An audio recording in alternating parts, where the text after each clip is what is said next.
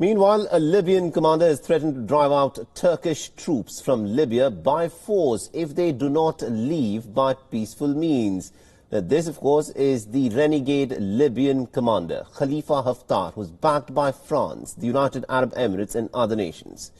And he's now vowed to use force against the Turkish troops if the Turks don't stop, as he claims, stop interfering in the conflict.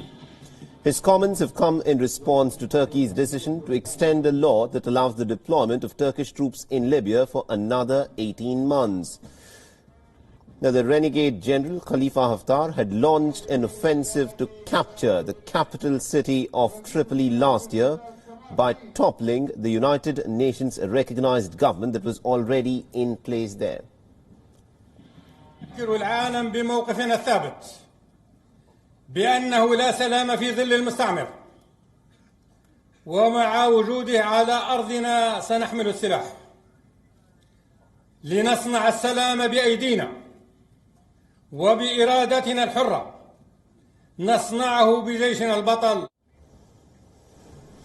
Libya at this point of time has two rival power centers. One, of course, is in Tripoli, that is backed by the United Nations Government of National Accord, and another one in eastern Libya, linked to Haftar's Libyan Armed Armed Forces.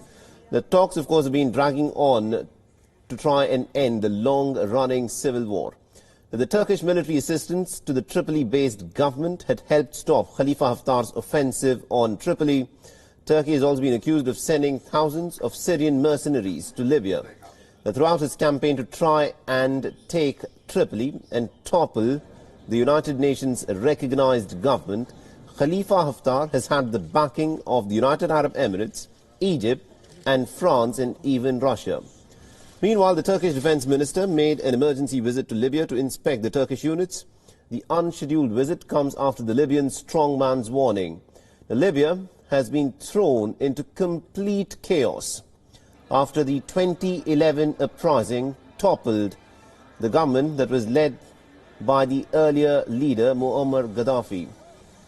The two rival camps now are vying for power, with Khalifa Haftar's administration having been pitted against the Tripoli-based government of National Accord, which is, of course, recognized by the United Nations.